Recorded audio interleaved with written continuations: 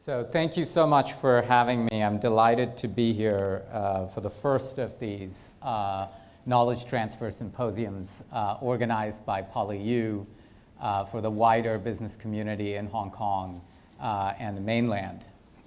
So the topic for today is something that came up actually during my last trip to Hong Kong, which was a few months ago, 4 months ago in July.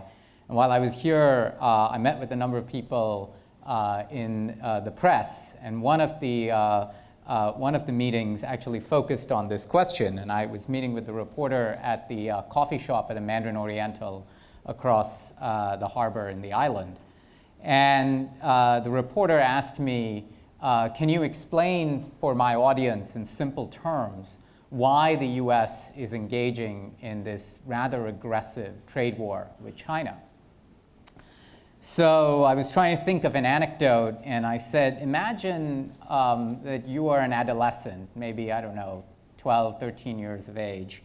And by virtue of genetics, you have experienced puberty before those around you. So you're a little bigger, a little stronger than everyone around you. And you've gotten used to that position of power. You've gotten used to that position of strength. You get to dominate the people around you. You get to, call the shots. But then, of course, with time, biology runs its course, and the people around you, they start experiencing puberty as well. They start getting stronger. They start getting bigger. And suddenly, that historic dominance that you've come to enjoy, that's part of your identity, starts to wither away. And so you get frustrated, and you say, well, what am I going to do? And you say, well, I'm going to engage in a fist fight. I'm going to engage in a fist fight. And maybe I'll take a black eye or two, but I know that at least for now, at least in the short run, the other guy's going to look worse than I will. And that's what's important. In the long run, of course, we're all going to grow up. It's all going to look the same. But in the short run, I'll be able to show people who's boss. So maybe this is part of what explains the Trump administration's current policy in vis-a-vis the trade wars with the emerging world, particularly with China. But there is some merit to this argument. There is some merit to the sources of the trade war. Now, since the financial crisis around 2008, 2009, there's been increasing concern in the popular press, but also more widely among academic circles, around rising inequality in the US, particularly wealth and income inequality has been suspected to be increasingly concentrated in the top end of the distribution. And the works of people like Thomas Piketty have become very popular as a result of this concern. And Piketty has framed this as an issue associated with concentration of wealth and income, and has framed it as something that is due to sort of structural flaws in the free market system. Now, defenders of the free market system have pushed back against this critique, and they have pointed out, perhaps rightly so, that even though we're seeing rising wealth and income inequality, so there's no argument about the facts, consumption equality has remained largely stable in the US and in wealthy countries over the course of the last 30 to 40 years, which has been the focus of Piketty. So given that consumption inequality has remained the same, and that people actually have access to, by virtue of technological advances, have access to better and better quality products. So for instance, 20 years ago, it would have been inconceivable that you would be able to access pretty much all of the world's information ever created in human history on a device that fit in your pocket. That was just inconceivable. And now billions of people have access to smartphone technology. So when you look at those sorts of achievements, those achievements driven largely by advances in the use of liberal markets across the world, actually the concern about wealth and income inequality might be quite parochial, might be something that's understating the importance of free markets. So part of what we're going to do is sort of reconcile these competing perspectives on free markets. And we're going to do this by looking at the performance of free markets in rewarding skills across the population. So just as there is a distribution of wealth and income in the population, there is a distribution of skills. So not everyone can be a rocket scientist, not everyone can be a neurosurgeon, even if they wanted to, because there is some biological determination or distribution of skills in the population. And so using data from the U.S. Census, which gives you a sense of the various occupations that people find themselves in, together with data from the U.S. Department of Labor, which effectively evaluates the various occupations in the U.S. for their cognitive intensity. So occupations like aerospace engineers demand a lot of cognitive processing power, and so those are ranked highly by the Labor Department. Other occupations, for example, house cleaners, are ranked by the Labor Department as being less cognitively intense. So putting together the data from the census and the labor departments, we're able to construct a ranking of the various occupations, the various skills in occupations in the US population. And that ranking gives us, in some sense, a distribution of skills in the US population. So what you'll see on this next graph here, on the x-axis here, is that distribution of skills in the US population. And so on the left-hand side, the low-skill occupations include maids and cleaners. And on the high end, on the right-hand side, high-skill occupations include things like aeronautical engineers. What you've got on the y-axis in this graph is simply the real hourly wages in 2017 dollars. So what this graph is trying to measure is the wage returns to skills in the US population over the course of some time period. And you've got two lines in this graph, one for the year 1980, which is in red, and one for the year 2017, which is in blue. And what you see from this is that, of course, you know, the higher up you are on the skill distribution, so skills that are more cognitively demanding earn higher wages, and so the curves are upward sloping. This is perhaps not very surprising. But importantly, what you see when you compare the graphs from 1980 to 2017 is that on the top end of the skill distribution, so from the 80th percentile onward, you see some pretty impressive returns, wage returns to skills over time. So over the course of about the 40-year period from today to 1980, you've seen some improvements in wage returns to skills, particularly from the 80th percentile onward. When you start looking below the 40th percentile, what's important or interesting is that you don't see much wage improvement or improvement in real wages across the skill distribution. And in fact, as you go below the 20th percentile of the skill distribution, the wage returns are actually negative, so in real terms. This is to say that if you find yourself in the first 20th percentile of the skill distribution, you're actually worse off today in the US than you were 40 years ago. Now, the US is a democratic society, and everybody gets one vote. And if you're in a system where 40% of the people are experiencing stagnation in real wages over the course of a 40-year period, that's a pretty serious problem. And they're manifesting that concern. They're manifesting that frustration in the political process.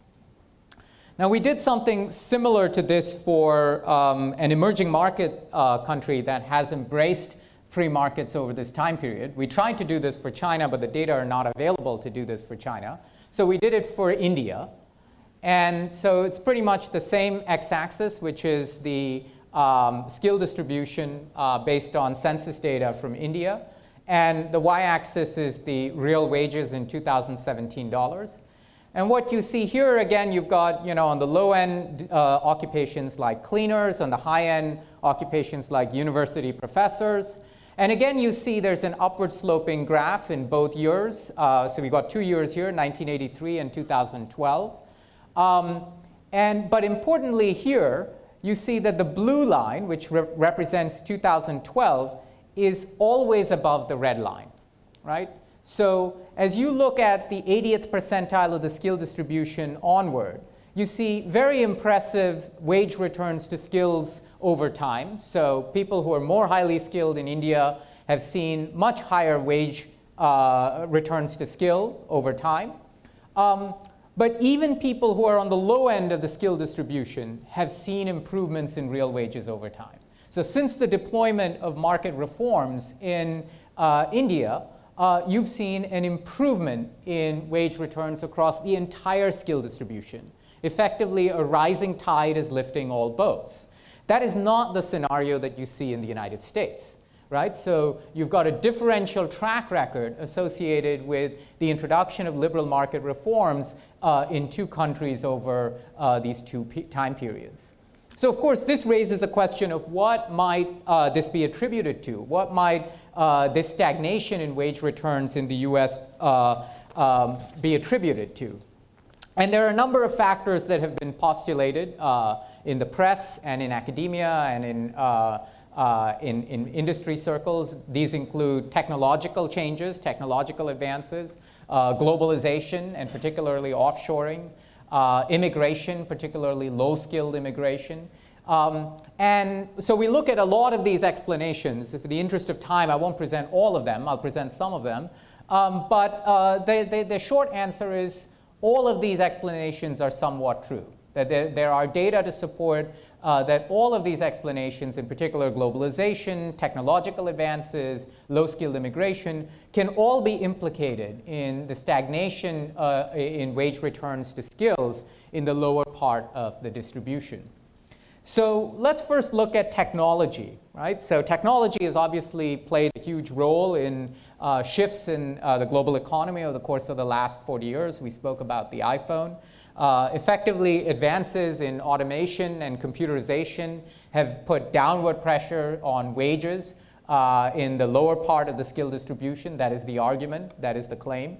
So in 2011, two of my colleagues at the University of Oxford, Mike Osborne and Carl Frey, produced a groundbreaking study that looked at a number of different, effectively all occupations in the United States, and looked at the exposure of these occupations to the forces of computerization. And so they were making a prediction in 2011 for the next decade forward.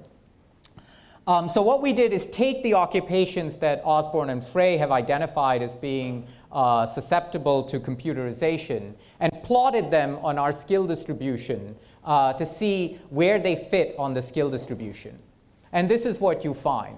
So the majority of occupations that are vulnerable to offshore, that are vulnerable to computerization, according to Osborne and Frey, are in fact on the lower part of the skill distribution, at or below the 50th percentile of the skill distribution, right?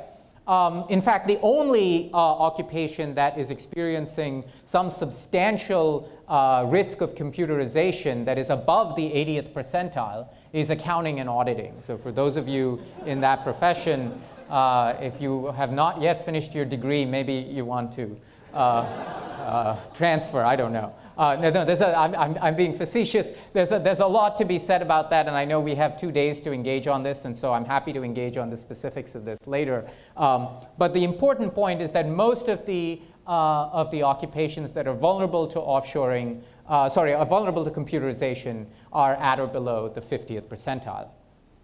Another explanation here is globalization, right? And in particular, offshoring of jobs. Now, the story around globalization is fairly interesting and fairly nuanced. So, the first wave of offshoring that began in the US in great earnest in the 1980s in this narrative was affected by advances, again, in technology, particularly containerization. The ability of standardization of shipping containers enabled for large-scale manufacturing-based offshoring. And so, jobs, manufacturing-related jobs that were routinized were able to be moved to low-cost jurisdictions such as China.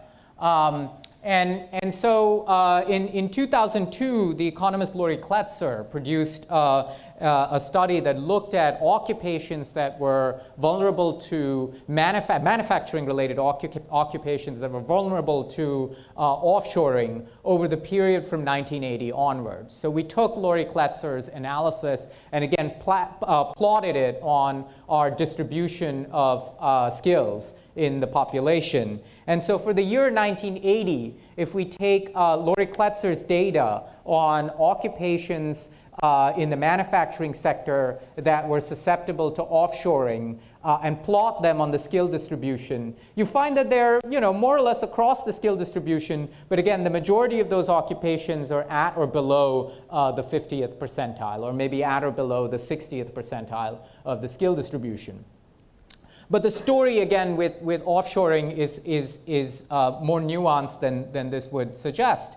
So the first wave of offshoring, again, comes in manufacturing. And what this does is create an increased demand in the United States workforce for jobs that service that offshoring.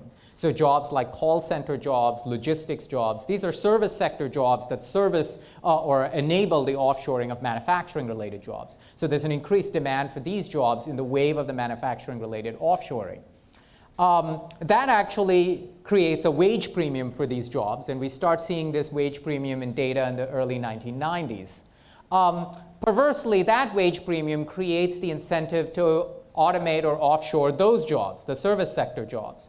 So the next wave of offshoring that you see in the United States, which starts in the late 1990s onwards, is focused on service sector offshoring of jobs that were created in the wake of the manufacturing-related offshoring. Right? So in the year 2006, the economist Alan Blinder looked at service sector jobs that were vulnerable to offshoring. Again, we took those jobs and plotted them on the distribution of skills in our population. And this is where we find the jobs lie, right? What's interesting about this is that the service sector jobs are in the middle part of the distribution. So what starts off as a problem on the left tail, right? So these are the low-scale manufacturing jobs that are vulnerable to offshoring, creates the next generation of jobs in the middle part of the skill distribution, which in turn creates incentives for the offshoring of those jobs. And so the second round of offshoring, which is largely focused in the service sector, is happening in the middle tier of the distribution, perversely putting downward wage pressures now in the middle part of the distribution. And in fact, from the period from 2000 onwards, we're starting to see that wage stagnation that we saw earlier at or below the 40th percentile in the distribution, now creep up to the next 20th percentile, so up to the 60th percentile of the wage distribution. So over the course of the next 10 years, if that trend progresses, then what is a wage stagnation problem in the first 40th percentile of the US population over the course of 40 years will become a wage stagnation problem in 60th percentile, or the first 60 percentiles of the US population, a much bigger problem than it already is, right? So the way that adolescent, pubescent kid was acting starts to look a little more rational, right? A little more, starts to look a little more understandable. You start to empathize more with the sense of frustration because this is creeping up. So, of course, this raises all kinds of issues. Again, I spoke earlier about immigration. I'm not going to present additional data on immigration, but we find the same effect when it comes to low-skilled immigration. So there's obviously a distinction between high-skilled and low-skilled immigration. High-skilled immigration tends to create more jobs. It tends to create economic activity. But the vast majority of immigration that's happened in the United States has been low-skilled immigration. Low-skilled immigration that might be legal or illegal puts downward pressure on wages, and particularly at the lower part of the skill distribution. So that, and again, we see the immigration debate manifest in the kind of populism that we're seeing in the United States. So again, coming back to the policy side of things and how to respond to this scenario, it's quite plausible that the responses that we see in the Trump administration vis-a-vis economic nationalism provide, in some sense, short-term fixes for what are structural or generational problems for the US economy and for Western economies more broadly, right? But of course, they're short-term fixes, right? Engaging in a fistfight with prepubescence is not going to solve the problem. What you need is a long-term generational commitment. And that long-term generational commitment for policy change is something that's very hard to effect in the current highly toxic, highly divided political environment in the US today. So these would be structural investments in upskilling, for instance, the lower third of the population or the lower 40th percentile of the population. Those kinds of structural investments in upskilling require fundamentally rethinking our education system in the US, where, again, there's very little political will to do that kind of thing right now. It would require rethinking or reimagining the role of the state. Over the course of the last 40 years, the US has embraced a deregulatory mindset. Regardless of which party has been in power, whether it's the Republicans or the Democrats, deregulation was the mantra, was the name of the game. And that has resulted, perhaps unwittingly, maybe maliciously so, in a withering away of the state's capacity to counter opportunistic business lobbying. So when business, particularly US businesses, have argued for or lobbied for easier rules for offshoring or immigration or subsidies for technological advances and the like, the capacity of the state to resist that kind of opportunistic lobbying has been weakened due to the fact that the state has in itself underinvested in human resources.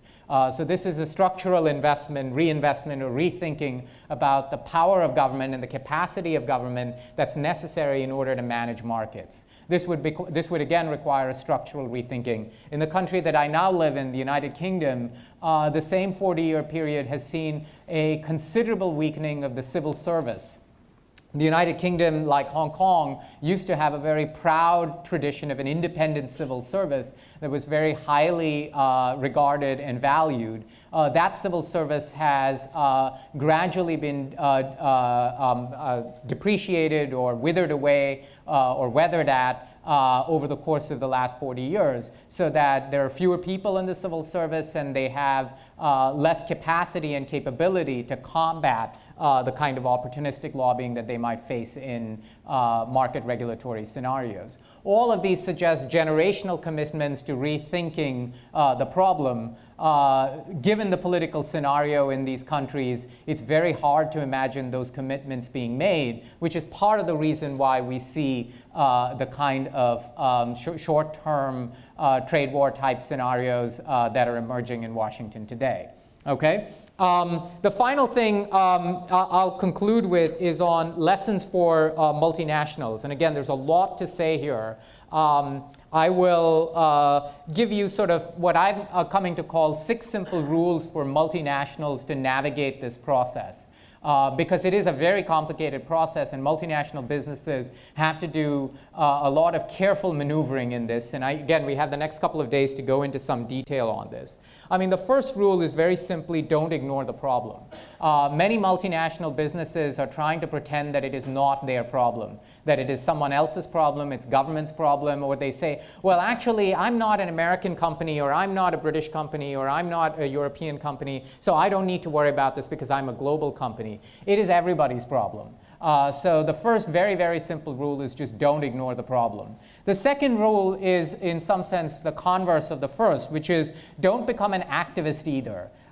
You're a business. Your business is to make money. And what you should be thinking about is long-term sustainable ways in which you make money. Don't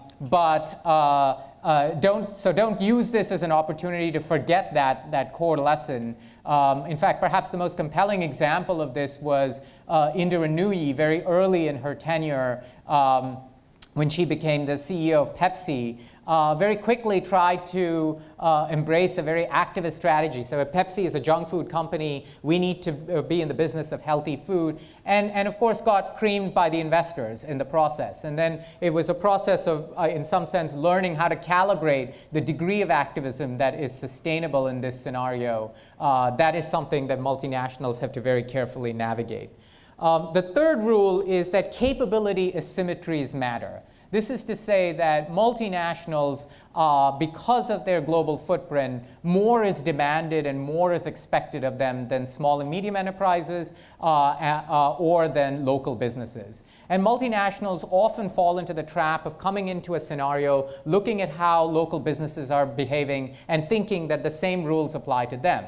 But that's not the case. Because of their global footprint, more is demanded and more is expected of them. And in fact, perhaps the most compelling example of this is in how rules on anti-corruption are navigated and enforced in different global contexts for multinationals versus local companies. Multinationals are in fact held to a much higher standard on corrupt practices. And so this can be a lesson that translates more broadly. The fourth rule is that legitimate expectations differ. This is to say that what is expected or indeed even required of multinationals in one jurisdiction will be quite different from another. And part of what the multinationals have to do is to navigate or understand what is the legitimate expectation in that jurisdiction. Let me give you an example again of this very quickly, and I think a really good example is that of IKEA in Saudi Arabia. So IKEA is, of course, as you know, a global furniture company. It's based in Scandinavia. Its largest markets are in Northern and Western Europe and the United States. But it, of course, has a global presence, and one of the countries where it operates is Saudi Arabia. And so when IKEA, as many of you may be familiar with IKEA's furniture catalog, which is this big glossy catalog with all. So when IKEA was putting out its furniture catalog in Saudi Arabia in 2012, they decided that in order to be compliant with all of the traditional and conservative norms in Saudi Arabia, they would airbrush or Photoshop all of the women out of the catalog. Because the women were wearing very sort of model-friendly type clothing. And they said, oh, we don't want to run afoul of the local traditions. Now, you can imagine how this was experienced and perceived in its home country, Sweden, and in Northern Europe more generally. Right? So when news got around that IKEA was doing this, it started facing customer boycotts in its most important markets. So clearly, that wasn't the right way to navigate this problem. After some iterations, IKEA came up with a solution which was to take all people out of the catalog in Saudi Arabia. So it just says, well, we're in the business of selling furniture, we'll just have photos of furniture. So the point is that legitimate expectations are going to differ across different jurisdictions. You've got to be really smart about how you think about your solutions in different jurisdictions. And be very careful about embracing what I call an opportunistic moral relativism, which is, to start championing one set of values in one country and another set of values in another country, because it's such a global world, and the messages will very quickly get mixed up. So you have to be careful about that. The fifth rule is avoid lobbying, especially outside your home country. Lobbying in general is a really bad idea for companies because particularly in this toxic political environment, you do not want to be caught taking political sides in any debate. You're best off letting the political process navigate through these scenarios. Of course, you need to have an impact on people, but you can have that impact through your actions in the real world. You can have that impact by having really good products, by having really good labor policies, by having a good environmental track record. Staying out of lobbying is probably a good idea, but especially staying out of lobbying in countries that are not your home jurisdiction. And a company that got into very serious trouble around this was Walmart, when it was caught literally with engaging in lobbying in India. There was a great deal of pushback because it was viewed as, because of the colonial history and mindset, it was viewed as sort of a new form of colonialism. And Walmart sort of saw its business position in India set back 5 years as a result of that. And the final rule here, the sixth rule, is what I'll say, actions matter, but perceptions matter too. And oftentimes companies might be doing the right thing, but their customers, their stakeholders just don't trust them to be doing the right thing. So even when they are doing the right thing, they don't get the credit for it. And that's because they don't manage the message. And again, a really compelling example of this is how Nestle got into trouble in India. So Nestle was accused with its instant noodle, ramen noodle product in India of having lead poisoning. Now, the government lab that did the testing turned out was deeply flawed, and there was no lead poisoning. And Nestle knew this because they were very confident in their own tests and so forth. But they took a very imperious and haughty tone to the way they approached the scenario. And they said, well, we're right about the issue and the government has it wrong. And so they lost the PR battle. They lost the media battle. They lost the trust of the customers. And they ended up having to destroy hundreds of millions of dollars of perfectly good inventory in a country with lots of malnutrition. So it was a lose-lose all around the board. But simply because they weren't trusted, because they didn't manage the perceptions game or battle. And so that's a final rule for businesses thinking through this scenario. So it's obviously a long, complex set of things to deal with. Just giving you a taste or a teaser for some of the issues we can touch base on over the course of the next couple of days. But with that, I believe my time is up, so I will turn it over to our MC. Thank you.